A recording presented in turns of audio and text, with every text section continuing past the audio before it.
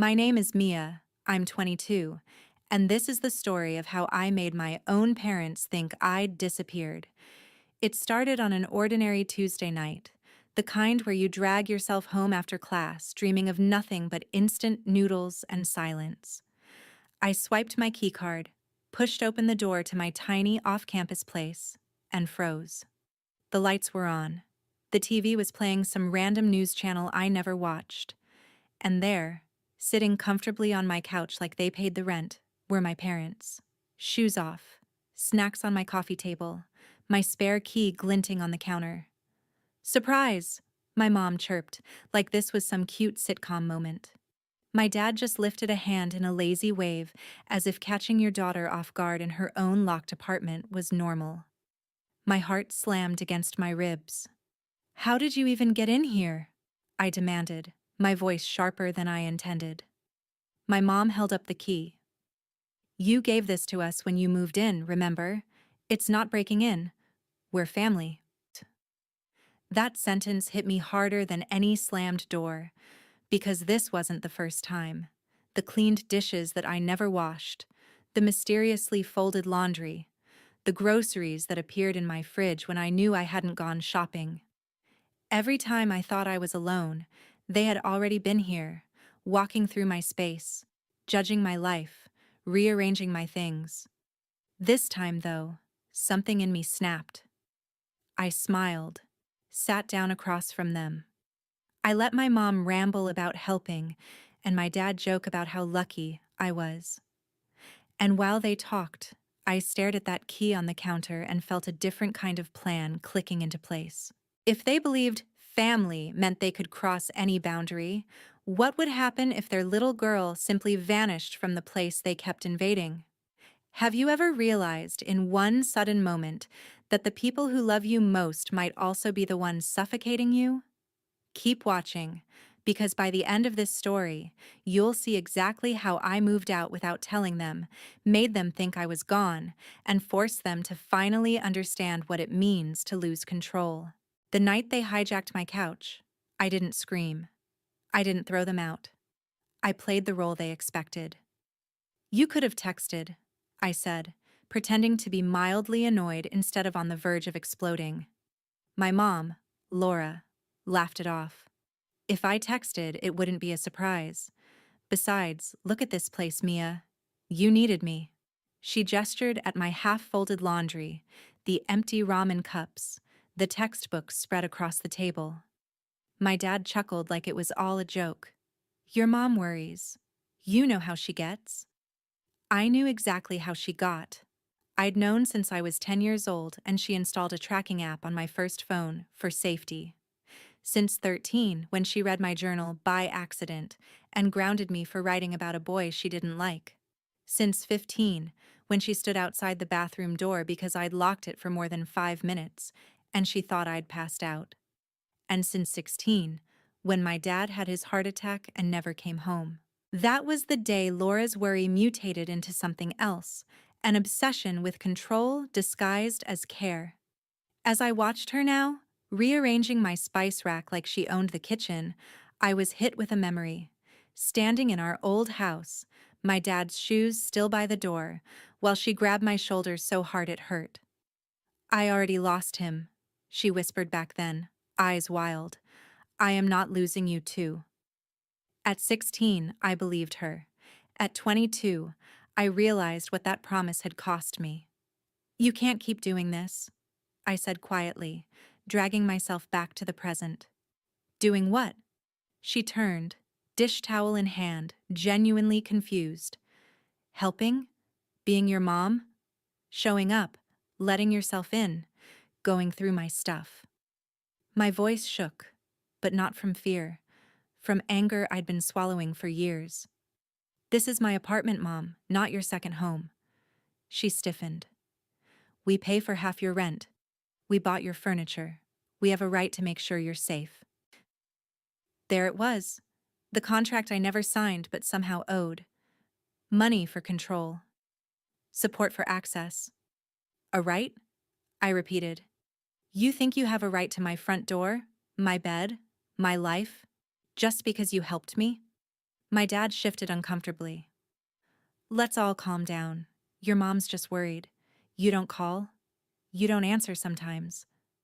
How are we supposed to know you're okay? You ask. I shot back. You respect my answer. You wait until I invite you. My mom's eyes glossed over, and for a second I saw her panic peek through. You stopped calling after you moved out, she said, her voice cracking. You used to tell me everything. Now I find out you dropped a class from your advisor, not from you. Do you know what that feels like? Like you're slipping away, and I'm the only one trying to hold on. That should have made me feel guilty. Instead, it made me furious. Maybe I'm slipping away because you've had your hands around my throat for years, I blurted. The room went silent. My dad stared at the floor. My mom's face crumpled.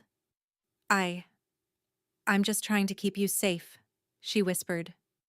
After your father, after Dad died, you didn't just keep me safe, I cut in. You turned me into your emotional support animal, your project, your proof that you hadn't failed at everything. Her lips parted like I'd slapped her. I had never said that out loud. Not once. That's not fair, she said weakly. Is it fair to track every step I take? To go through my messages when I leave my laptop open? To show up at my dorm at midnight because I didn't reply for 2 hours? I pressed. Is it fair that I'm 22 and I still jump whenever my phone buzzes because I'm afraid it's you demanding proof that I'm alive? My dad finally spoke. Mia, that's enough. No, I said, surprising myself. It's not enough. It's 6 years too late. I watched my mom sink onto the couch she'd claimed as hers, eyes darting around like she was searching for something solid to hold on to. For the first time, I saw it clearly. She wasn't just overprotective. She was terrified. Terrified people she loved would vanish without warning like my dad did. And in her terror, she'd built a prison, one with nice curtains and homemade meals, but a prison, all the same. Here's the question that started burning in my brain that night. When does love stop being love and start becoming surveillance? And more brutally, if the warden is crying while she locks the door, does that make the cell any less real? I didn't know the answers yet. I just knew one thing. Talking wouldn't fix this. She didn't believe my words, so I decided to show her what it actually felt like when I was gone. I didn't come up with the revenge plan in one dramatic moment. It grew quietly, like mold in the corners of my mind. A week after Couch Invasion Day, I was at a coffee shop with my best friend, Olivia. She listened to me rant, eyes wide, stirring her drink so hard the ice rattled. She has a key? Olivia hissed. To your actual apartment? Yup, she just lets herself in, cleans, rearranges, sometimes leaves casseroles in the fridge like a guilt bomb. That's not cute. That's creepy, Olivia said flatly. You don't live in a sitcom. You live in a horror movie with good lighting. I laughed, but it came out strained. What am I supposed to do? Ask for the key back and start World War III? Olivia looked at me for a long moment. You don't ask, she said slowly. You make the key useless. I frowned. What do you mean? She leaned closer. Move. Somewhere they don't know about. Change your locks. Don't tell them. Let them show up to your old place and realize they have no idea where you are. The image hit me like a punch. My mom standing in my empty apartment, key in hand, staring at bare walls and empty shelves. No bed. No clothes. No daughter. For a second, I actually felt bad for her. Then I remembered her, "It's not breaking in. We're family" line, and the guilt twisted into something darker. Is that too much? I asked, still half laughing, half testing the idea out loud. Too much for who? Olivia shot back. For the woman who thought she had the right to walk into your shower if you didn't answer the door fast enough? She wasn't wrong. Still, this wasn't a prank. This was psychological warfare. She'll panic, I murmured. She'll think something happened to me. You know what she thinks now? Olivia countered. That she owns you. That there is zero consequence to her ignoring your boundaries. Maybe she needs to feel, for once, what it's like when you're not there on command. The scary part? A tiny, ugly part of me liked that idea. A little girl inside me, the one who'd had her diary read, and her phone searched, and her social life screened like a security threat, wanted to watch my mother freak out. Wanted to see her realize she wasn't God. I don't just want to hurt her, I said, half to Olivia, half to myself. I just want her to stop. Sometimes people like that only stop when the thing they're afraid of actually happens, Olivia said quietly. She's terrified of losing you, but right now she's losing you anyway, just slower, and you're the one bleeding. The truth of that lodged in my chest. Slowly, we started sketching out details, not on paper but in whispers over coffee. Step 1. Find a new place, fast. Step 2. Move everything important in one weekend while my parents were busy. Sunday church, family lunch, their routines I knew by heart. Step 3. Leave the old apartment spotless but empty. Step 4. Go dark for just long enough. Not days, not weeks. Just enough hours to make them feel the free fall they'd been forcing on me for years. You're basically staging your own tiny disappearance, Olivia summed up. But you'll be safe. Alive. Just somewhere they don't control. At night, lying in bed, I imagined my new life like a montage. Waking up in a sunlit room with no one knowing my exact schedule. Cooking what I wanted without texts, asking if I'd eaten. Coming home whenever, without wondering if my mom was sitting on my couch like some domestic ghost. In those fantasies, I was lighter, louder, more myself. But then the montage would glitch, and another image would play. My mom standing in my empty place, calling my name. My dad dialing my number over and over. Voicemails piling up with their voices getting tighter, more frantic. What if they call the police? I asked Olivia one night. What if they report me missing? Then you answer when you're ready and tell the officer, I'm an adult. I moved. I'm fine. My parents just don't like not knowing where I am, she said. It's not illegal to move, Mia. But is it cruel? I whispered. Olivia didn't say anything for a moment. Then, was it cruel when she read your messages and grounded you for texting a classmate? When she showed up at your friend's house to drag you home because she had a bad feeling? When she broke into your dorm because you didn't text goodnight? My throat tightened. I'm not saying two wrongs make a right, Olivia added. I'm saying maybe this isn't revenge for revenge's sake. Maybe it's the only language she understands.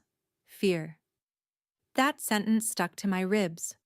Was I really about to weaponize my own absence to teach my mother a lesson? Or was I finally stepping out of the role she'd written for me? Here's the question that kept me up at night. When someone refuses to hear your no, how far are you allowed to go to make them listen? The lease on the new place went through faster than I expected. One signature, one transfer, and suddenly, I had a tiny one-bedroom across town under my name only. No cosign. No parental address on file. For the first time in my life, I had an address my mother didn't know. I should have been ecstatic. Instead, as I started packing, my stomach knotted so hard I could barely eat. I did it in stages, like a covert operation. School books first, easy to explain if she dropped by. Oh, group project, needed to reorganize. Then off-season clothes, vacuum sealed and hidden in suitcases under my bed. Toiletries bought in duplicate so my bathroom looked untouched, even as I slowly relocated my real stuff. At night, I wrote in my notes app like a secret diary. Day 3 of Operation Disappear. Took half my closet. Mom texted, "Send me a selfie, I miss your face." Didn't reply for 2 hours. She sent 3 more messages and a sad face gif. Felt like a monster. Then remembered she once showed up to my workplace to surprise me and made my manager think I was in trouble. The more I packed, the more the lies multiplied. Can't talk, Mom. Studying. I was at IKEA, choosing dishes she'd never touch. Phone died, sorry. It hadn't. I'd turned it off for the first time in years just to see what silence felt like. Each ignored call added a brick to the wall I was building between us, and every brick had 2 sides. My freedom on one, her fear on the other. One night, she called 5 times in an hour. I watched my phone light up from across the room, feeling my pulse spike with every vibration. Olivia, sitting on my floor amid half-filled boxes, grabbed my wrist. "Don't," she said, when I moved to pick it up. "If you answer every time she panics, you're training her to panic." "She's my mom," I whispered.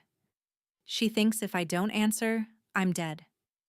"You're not responsible for her trauma," Olivia said firmly. "You were 16 when your dad died. She was the adult. She chose to cope by gripping you until you couldn't breathe. That's on her." I sank onto the mattress, burying my face in my hands. "It feels like I'm punishing a scared person," I said.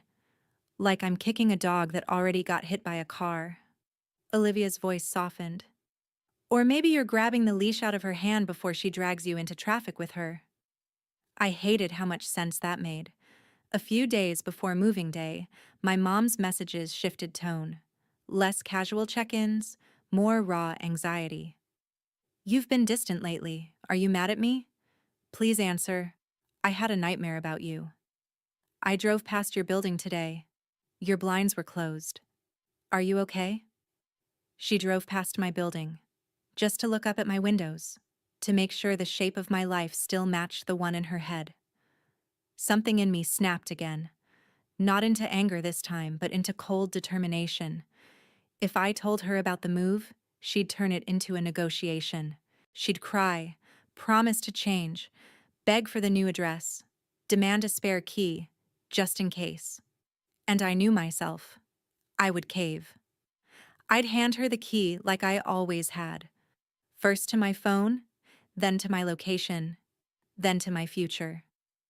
So I did the only thing that made sense to the part of me that was tired of being watched. I made a rule.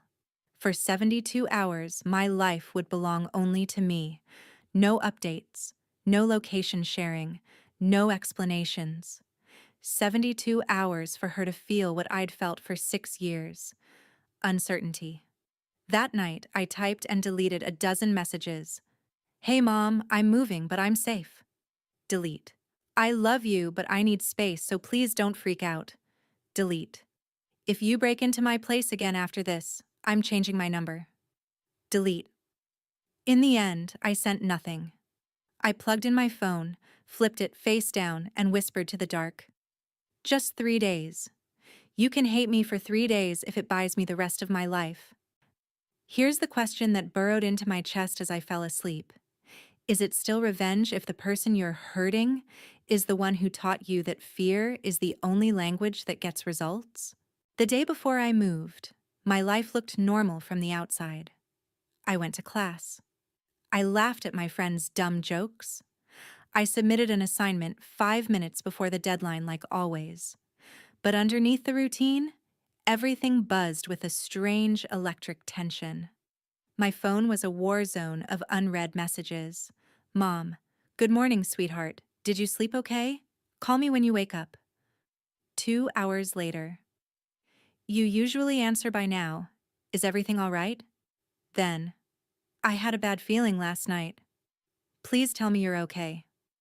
I stared at the screen in the campus library, my cursor blinking on a half-finished paragraph about social contracts in political theory. The irony wasn't lost on me. What is a social contract anyway, if not an agreement about boundaries? What happens when one party keeps rewriting the terms without asking? I locked my phone and tried to focus. My leg bounced under the table. Across from me, Olivia slid a sticky note onto my laptop. 24 hours until freedom. I snorted despite myself. That night, I didn't go straight home.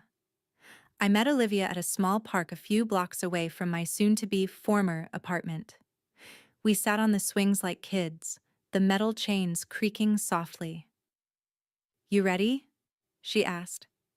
"As ready as someone can be to mentally waterboard their own mother?" I muttered. "You're not doing this forever," Olivia reminded me. "You're not disappearing to another country. You're moving across town and going dark for a tiny window of time. That's it." "You say tiny like my mom doesn't measure time in panic units," I said. 3 hours to her is, Mia's probably dead in a ditch. Or, Olivia said, pushing off gently, 3 hours could be the exact length she needs to realize she can't live like that anymore. People don't change when they're comfortable. I looked up at the darkening sky. What if she doesn't change? Then you'll know, Olivia said simply. And you'll build a life that doesn't hinge on her permission. As I walked back to my apartment later, my phone rang again. Mom. I watched it buzz in my hand, then hit decline for the first time in my life on purpose. Immediately, a text. "Why aren't you answering? Are you with someone? Are you safe?" The familiar cocktail of guilt and anger flooded me. I could picture her pacing the living room, clutching her phone, replaying every worst-case scenario she'd ever seen on the news. For years, I'd rushed in to soothe her, to prove I was still breathing. Tonight, I didn't. I sent one message. "I'm fine. Busy. Talk later." It wasn't a lie exactly. Just incomplete. Her reply came seconds later. "Busy with what? Are you eating? Are you alone? I can bring you dinner." I didn't answer. I put my phone on Do Not Disturb and started labeling my boxes instead. Kitchen. Books. Things that are actually mine. With every piece of tape I dragged across cardboard, I felt something shift inside me. I wasn't just moving apartments. I was relocating the center of my life from their world to mine. I crawled into bed, surrounded by stacks of boxes, my room half stripped, and stared at the ceiling. My mind played two movies at once. In one, my mother barged into my apartment tomorrow, found it empty, and collapsed, sobbing, phone slipping from her hand. In the other, she got the message, really got it. She realized that her fear had consequences, that her daughter wasn't an emotional support animal or a device she could refresh. And in that version, she called me, not to demand, not to interrogate, but to ask, "How can I love you without caging you?" Which of those movies would play out? I didn't know, but I knew this. If I kept living the way I was, there would only ever be one story. Hers. So here's the question I'll throw at you, the same one I asked myself over and over that night. If your freedom meant letting your mother feel, for a few hours, the terror she's been feeding you for years, would you do it? Or would you keep sacrificing yourself on the altar of her comfort? Moving day was a blur of sweat, adrenaline, and carefully timed lies. I woke up before sunrise, heart pounding, and sent my mom a message I'd drafted the night before. "Super busy today. Big group project. Might be MIA for a while. Love you. MIA. Missing in action." The irony made my chest ache. Olivia arrived with her beat-up car and a trunk full of borrowed moving blankets. "No going back now," she said, handing me a coffee. "You sure about the 72 hours?" "I'm sure about the first 12, I said. "We'll see about the rest." We moved like criminals. Fast, efficient, no lingering. Boxes down the stairs, into the car, across town, up another flight, back and forth, like we were shuttling pieces of my old life into witness protection. By noon, my old apartment was almost empty. Just a mattress, a folding chair, and a few decoy items left behind to keep up appearances from the hallway. A stray mug, a throw blanket, an old poster still on the wall. My phone buzzed all morning, vibrating on the counter like a trapped insect. "Mom, Good luck on your project. Send me a pic of your study group. An hour later. Haven't heard from you. Did your phone die? Then. Mia, please respond. I didn't. Every time I considered it, I pictured her hand on my doorknob, twisting without knocking, her voice floating down the hallway. It's me. Open up. As if that sentence was a skeleton key that unlocked any lock, any boundary. By late afternoon, everything that mattered was in the new apartment. It wasn't much. Some furniture, too many books, a few boxes of memories I hadn't had time to process. But it was mine. No spare key in my parents' drawer. No address saved in their GPS. I stood in the middle of my new living room, sweaty and exhausted, and felt something I hadn't felt in years, the absence of an invisible gaze. How does it feel? Olivia asked, dropping onto the couch. I looked around. Quiet, I said. In a good way. And also, terrifying. My phone buzzed again. This time it wasn't a text. It was a call, but not from my mom. Unknown number. I hesitated, then answered. Hello? Is this Mia Collins? A man's voice asked. Yes? This is Officer Ramirez with the LAPD. Your parents came into the station. They're very worried. They reported you missing. My brain short-circuited. Missing? I repeated. Sir, I'm not missing. I moved apartments today. I'm fine. Olivia's eyes widened when she saw my face drain of color. Your parents said they went to your address. The officer continued. Your door was unlocked. The place looked abandoned. They couldn't reach you for several hours. Given your age, we have to take their concerns seriously. I closed my eyes. Of course they'd gone. Of course they'd used the key one last time. I pictured them opening the door to find nothing. No bed, no clothes, no daughter. Just the ghost of the life they thought they controlled. A part of me wanted to feel triumphant. Instead, I just felt tired.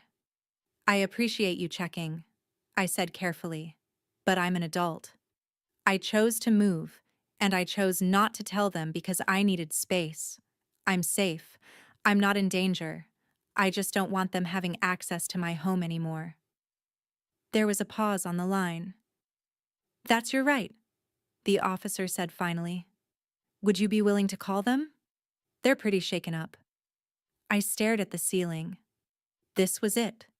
The moment my revenge stopped being hypothetical and became a sobbing woman in a police station, clutching a photo of me from high school.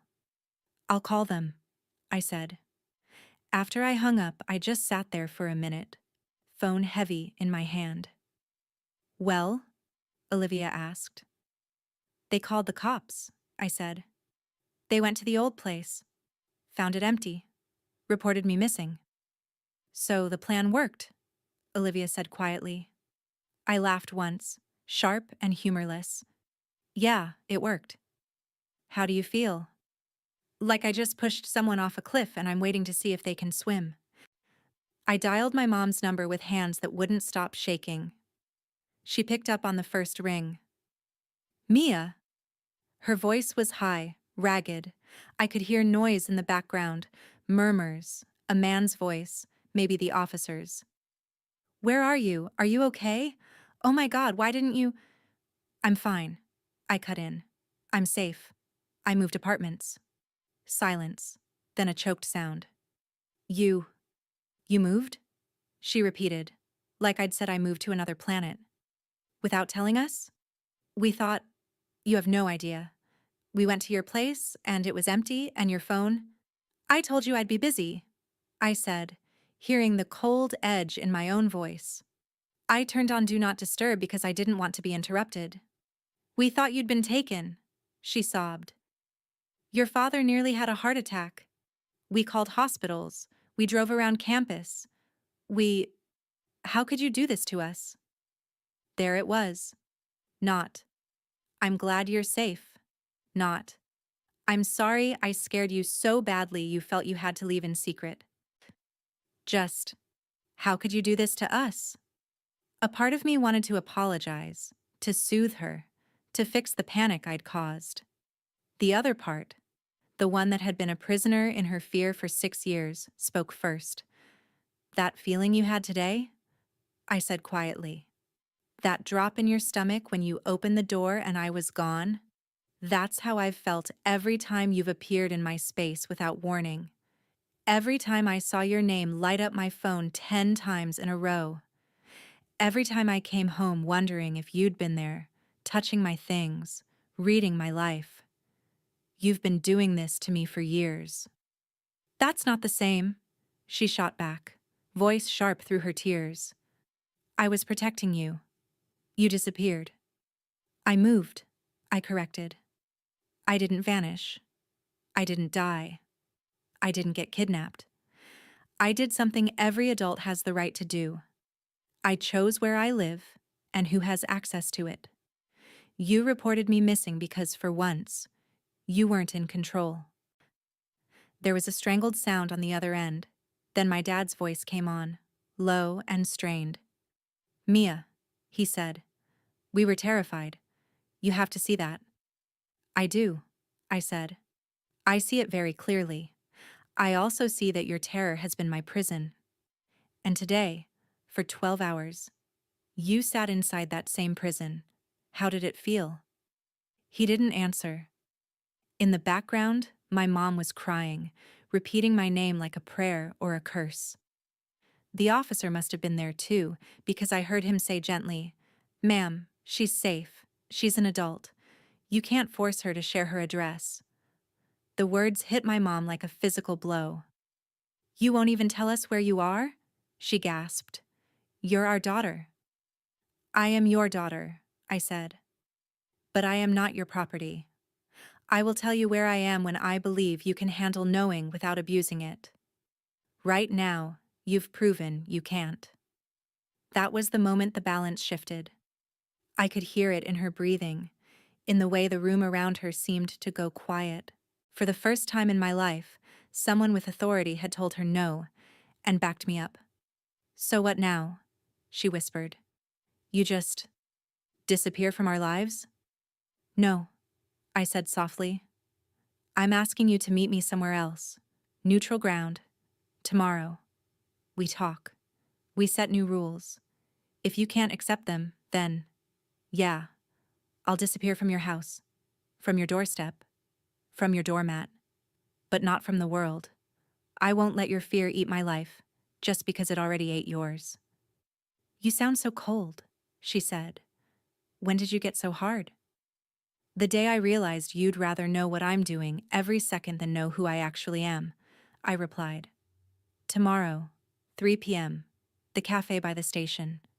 If you want to see me, be there. If not, then I guess today was a preview. I hung up before she could answer. My hand shook, but my voice hadn't. That scared me almost more than her panic.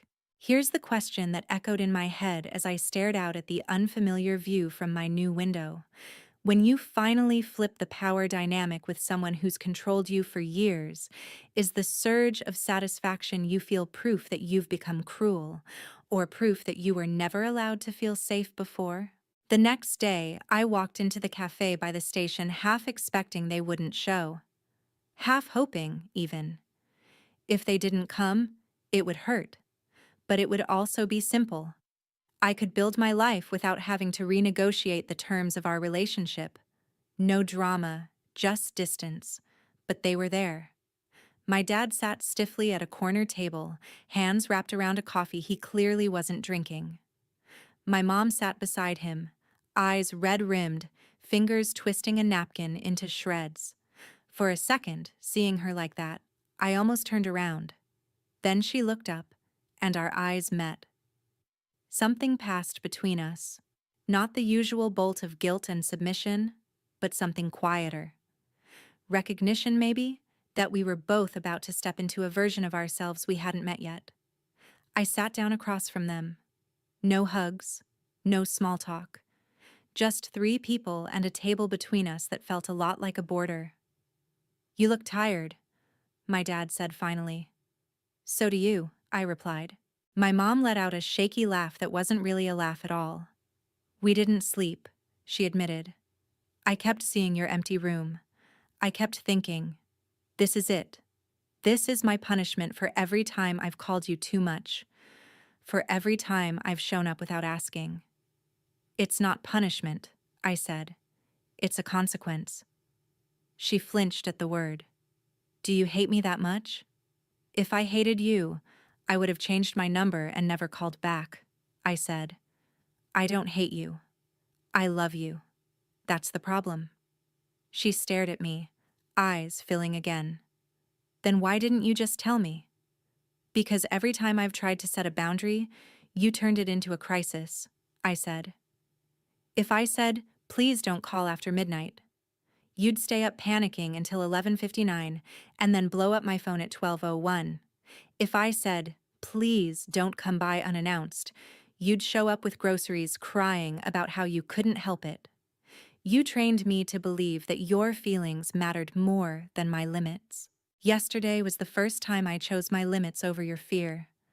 She opened her mouth, then closed it. My dad cleared his throat. What do you want from us? He asked. Exactly. No guessing. No tests. I took a breath. This was the part that mattered. First, I said, you don't get my new address. Not yet. You know I'm safe. You know I'm in the same city. That's enough for now. My mom recoiled like I'd slapped her. You won't even let us know where you live? You've already shown me what you'd do with that information, I said calmly. Until you can prove you won't use it as a pass to invade my space, you don't get it. How are we supposed to visit? She demanded. You don't, I said. Not uninvited. If I want to see you, I'll come to you. Or we'll meet somewhere public, like this. If someday I decide you're ready to step into my home without treating it like yours, I'll give you the address then. And even then, there will be rules. She stared at me like she didn't recognize her own daughter. Maybe she didn't. Maybe she'd only ever known the version of me that folded under her tears. Second, I continued, before I could lose my nerve, no more constant check-ins. You can text me once a day. I will respond when I can. If I don't answer for a few hours, that does not mean I'm dead. It means I'm living my life. If you can't handle that, that's something you need to work on. With a therapist, not with my call log. My mom's face crumpled, but my dad nodded slowly. That seems reasonable, he said. Laura, she turned on him. Reasonable. She disappeared. She moved, he corrected quietly. And the officer was right. She had every right. He looked at me. I didn't realize how bad it had gotten. I let it happen. That's on me. That admission startled me more than anything else. For years, he'd been the buffer, the good cop, the one who told me, that's just how your mom is. Hearing him say he'd failed me, something in my chest unclenched. Third, I said, softer now, I need you to understand something, Mom. Your fear is yours. It was born the day Dad died, and I'm sorry you had to carry that alone. But you don't get to drop it on me every time your brain plays a worst-case scenario. I will not be your living alarm system anymore. If you wake up with a bad feeling, you can journal. You can call a hotline. You can scream into a pillow. But you cannot demand that I soothe you on command. She stared at me, tears finally spilling over.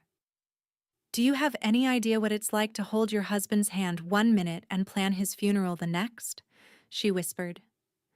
To answer a phone call and have your entire life split into before and after?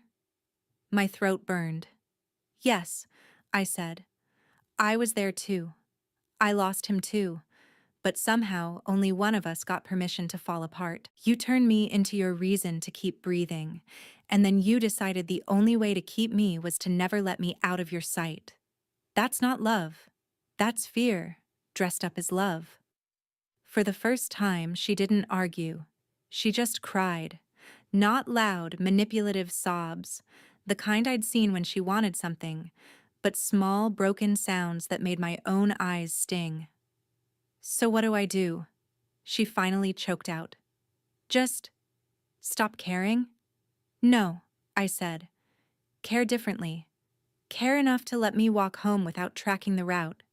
Care enough to believe me when I say I'm okay.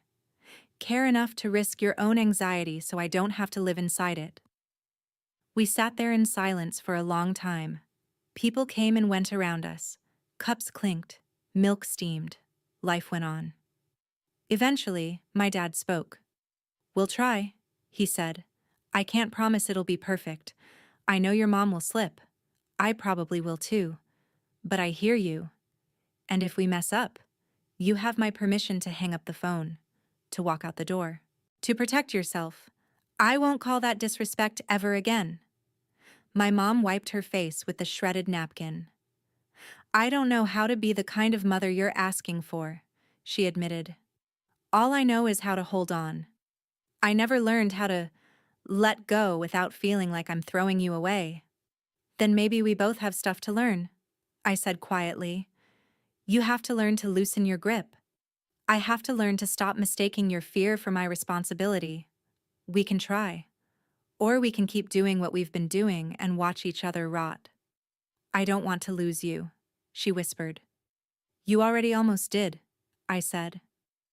"Yesterday, in that empty apartment, that was the closest I've ever come to cutting you off for good. I don't want that either. That's why I'm here." She looked at me for a long time, something new flickering in her eyes. Not submission, not victory. Something like acceptance, or at least the first shaky step toward it. "Okay," she said finally. I'll look for a therapist. I'll try not to break into your life anymore." A weak smile tugged at my mouth. "And I'll try not to stage any more fake disappearances," I said. "Deal?" We shook on it.